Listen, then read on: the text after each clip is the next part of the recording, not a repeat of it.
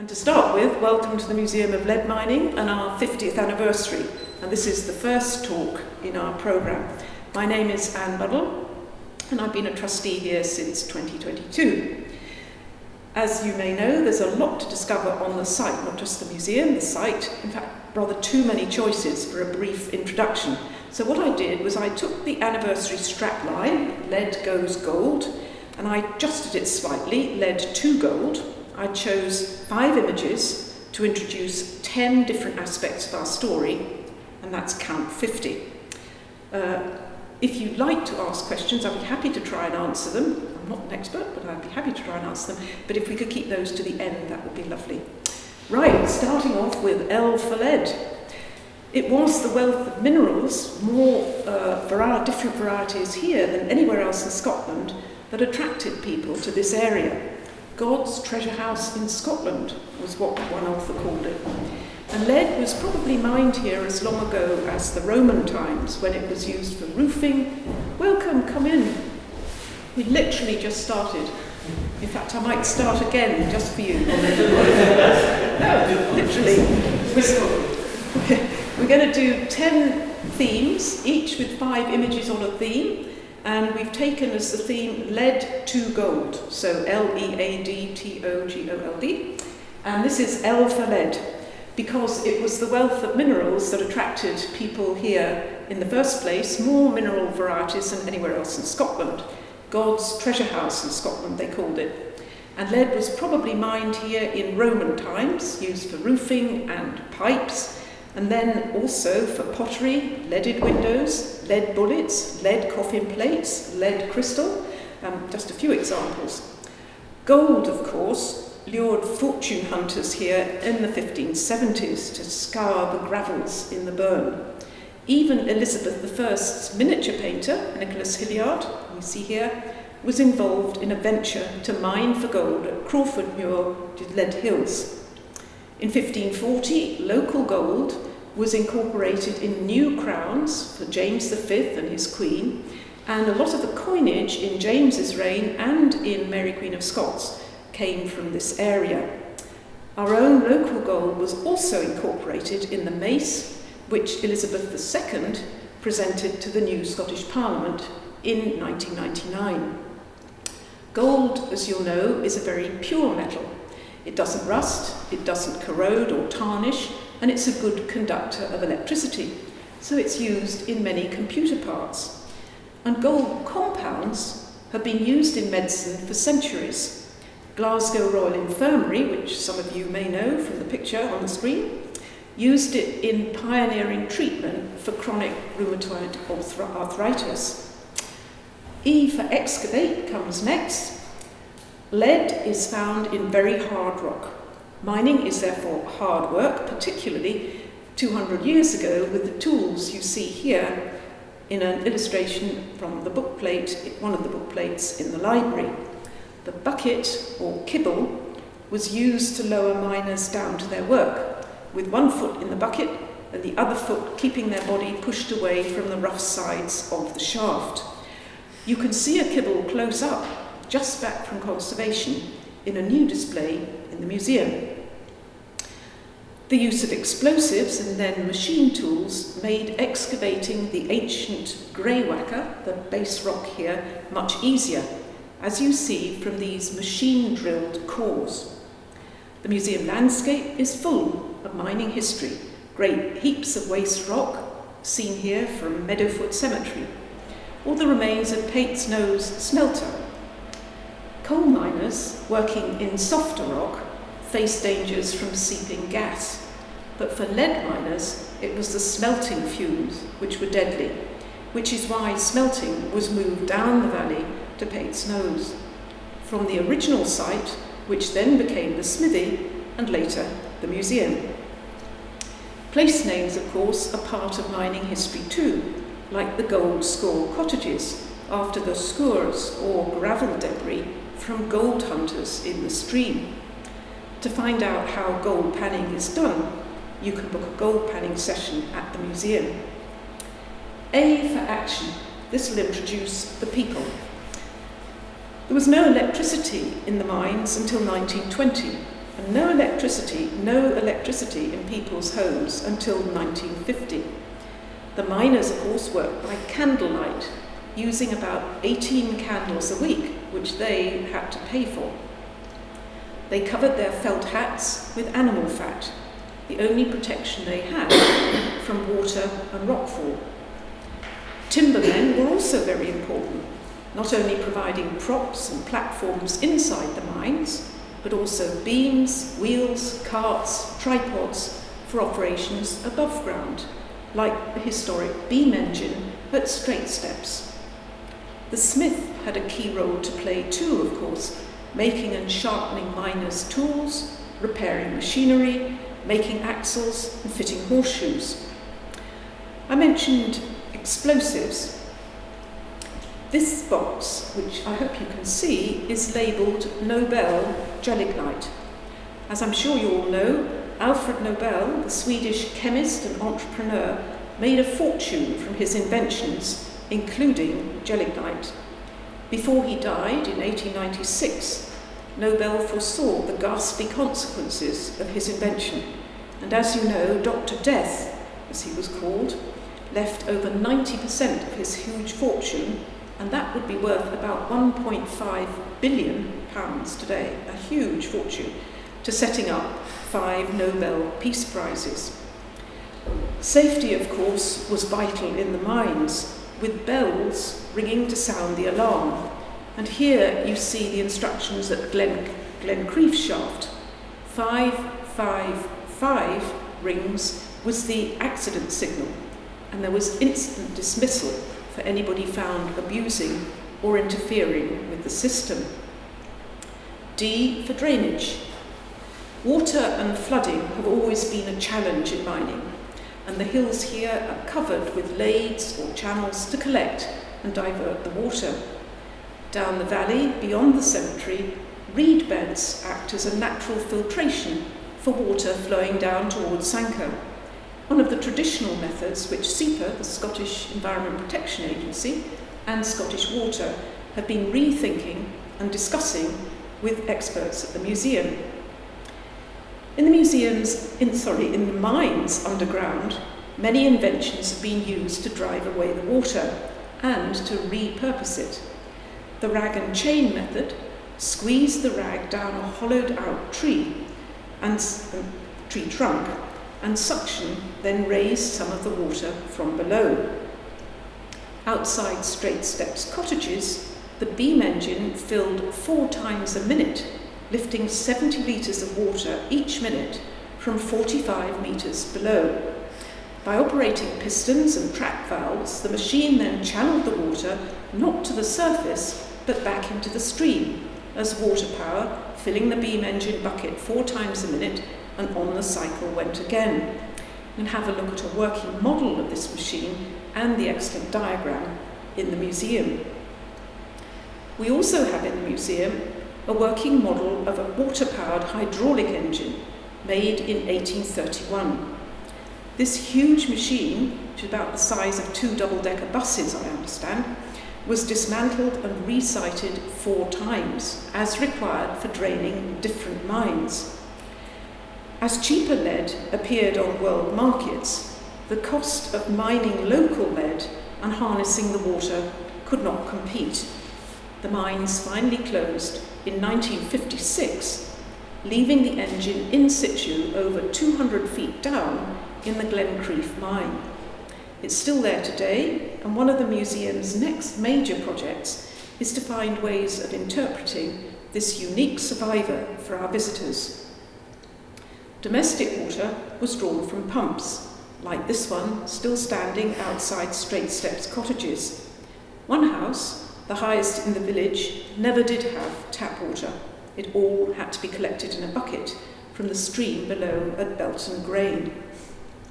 T for transport. You'll recognise the museum's logo, the wagon used to transport rocks along the drifts or tunnels in the mine, here with a kibble hanging above it. For centuries, of course, all transport was on paths or cart tracks. Then toll roads were made, with different charges for all sorts of transport: chariots, landaus, barouches, The rates are all on this board. One vehicle travelled free, but you'll have to visit the museum to find out which one it was. And look out for the different wheels displayed outside the museum too. The railways arrived in 1902, a transformation for the mining and for the community itself. Lead ingots weighed 40 to 50 kg each, and it used to take 2 days for a horse and cart to transport 6 ingots to Leith for export. Train travel, of course, was much easier for people too, and the curling teams could take their challenges much further afield, though these were not high-speed journeys, as you'll see from a couple of humorous postcards in the museum, people actually playing a game of cricket while they wait for the train to pass. The original Lead Hills Wanlock headline included the Risping-Clwch viaduct, built by Sir Robert McAlpine in 1891, and brick-clad so that it blended suitably with the landscape. That line closed in 1939, and the viaduct was destroyed in 1991 because both structure and cladding were no longer safe. However, at Lead Hills, 3/4 of a mile of narrow gauge track now operates as a heritage railway. Oh, for overseas. Some miners and their sons travelled far from Wanlock Head.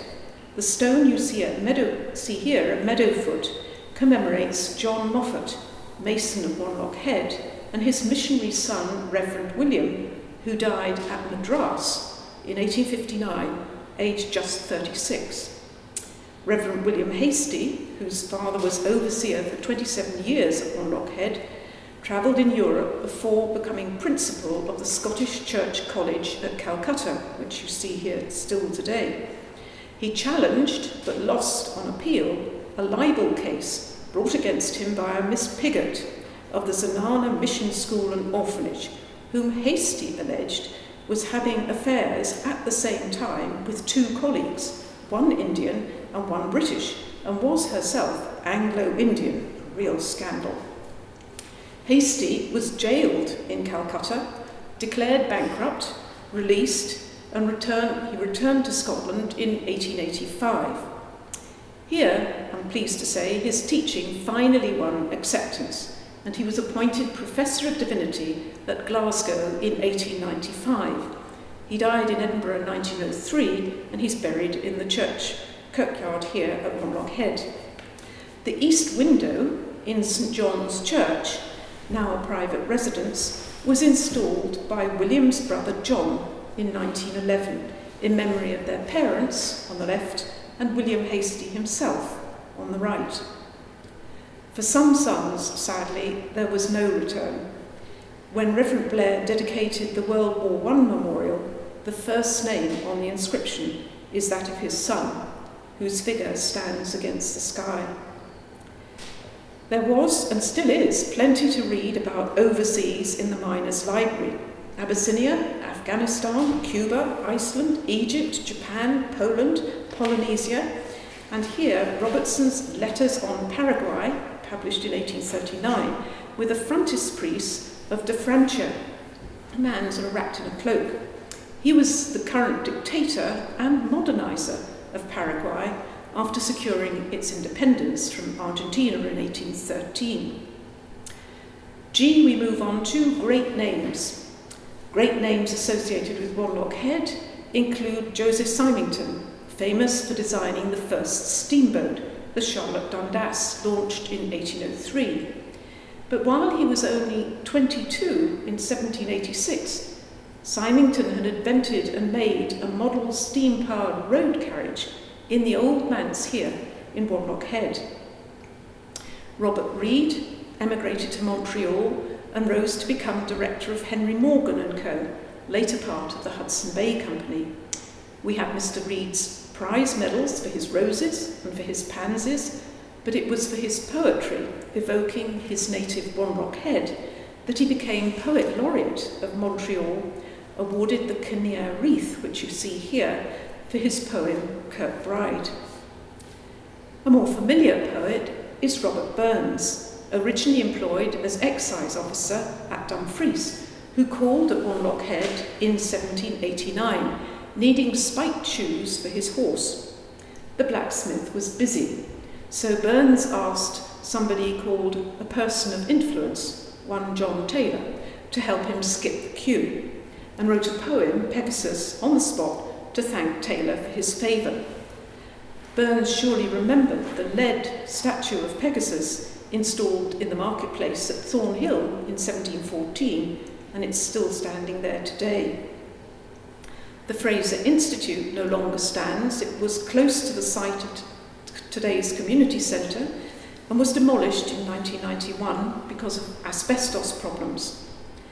The Fraser brothers, whose father had been a pioneer in the Scottish shale industry, took over the lease of Wanlock Head mines in 1905. And these brothers built the institute for the community with a reading room, billiard room and function hall, and dedicated it to the memory of their parents. A stained glass window, now in the museum, depicting faith, hope and charity, commemorated Brother Archibald's eldest daughter, Margaret. And finally, the great tradition of curling at Wanlock Head. The Wanlock Head Ice Curling Society was founded as long ago as 1777, and in 1912 the village team swept the board, winning all 4 county and national trophies. We have many archive photographs of the teams with their prizes, and the curling medals, the silver cups and the Duat Challenge Shield are on display in the library. O is for organisers. This introduces the miners' wives and daughters.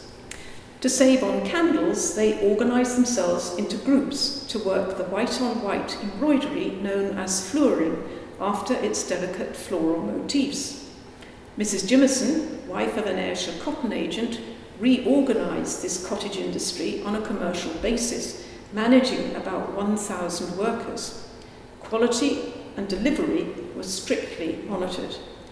This printed pattern from James Wallace of Glasgow includes the message, "If good work and done in 10 days will be paid, no skipping." The small museum collection includes lace, crochet, embroidery, samplers, caps, and a tucked embroidered christening gown. The embroiderer's skill and their contribution to family finances, because they would get paid for their white work, inspired the pierced steel sculpture by Jim Buchanan and Emily Varley in the community garden, with the cut-out patterns cast as shadows when the sun shines. I should also mention Jemima Porteous, whose father wrote the book God's Treasure House in Scotland. Jemima's painting of Wanlock Head in the last quarter of the 19th century is now a popular image on our museum gifts. L for library. One of our greatest treasures is the library established in 1756 by the miners themselves. A subscription library, initially you had to pay 4 shillings a year to belong, with strict admission and lending rules and fines for books returned damaged or dirty. This book was inscribed in 1895, 7 days allowed for reading this book. In 1784, there were 32 members of the library, and it's interesting that there was one woman among them, Isabel Rutherford. This was self-help, education, access to knowledge, opening opportunities far beyond the mining community and Wanlock Head. Many of the early acquisitions are about religion, including the oldest book in the library, Gouge's The Whole Armour of God, dated 1615. Literature, travel books, books by and about women, history and science, over 2,500 volumes on the shelves, including Buffon's volumes of natural history published in 1780, from which this rather wonderful illustration of a polar bear, though he calls it a sea bear, is taken. And there's also Smith's book about the canary, published in 1866, which may be one of only a few, maybe the only book in the library with colour illustrations. And finally, D for dig deeper. If you've been counting up to 50, you'll know I've just got 5 images left. I haven't mentioned the village school, described here by one of the pupils in typical schoolboy verse, You probably won't be able to read it, so I'll read you part of it. I stuck a pin in the master's chair and watched him leap right in the air and laughed like mad to hear him swear when I was a boy at school. The Wanlock Head School closed in 1976, but thanks to a generous grant from the Royal Society, visits and special anniversary activities have been organised with the Leadhill School. I've not delved into religion. There have been 3 churches in the village and, of course, the strong local Covenanter tradition. Outside Straight Steps Cottage, you may not even have recognised this Covenanter font, a reminder of the conventicles or outside meetings held in these hills. And of course, there's much more to say about the village itself: the shop, the station, the garage, the grocery cart, and all our archive photographs of generations of families who lived and worked and kept their neat gardens here. And the rows above, that picture of a garden, well, that is our lead mould of a ceiling decoration at Windsor Castle, used in restoration work after the Great Fire of 2017. Visit Wanlock Head, as you see on this piece of china, is still our message, but our souvenirs have been updated since this one was made. Lead goes gold. The display of minerals for sale really does look like a treasure house for Scotland, and we also hope you will buy your own souvenirs from the many new items designed to mark a half-century of Wanlock Head Museums Trust. And if you haven't got time to go to the shop today, there is a donation bucket at the back and a QR code, and we'd be delighted if you visited that instead. So thank you for joining us today, and we hope that all our visitors will make many happy returns during our 50th anniversary year. Thank you for listening.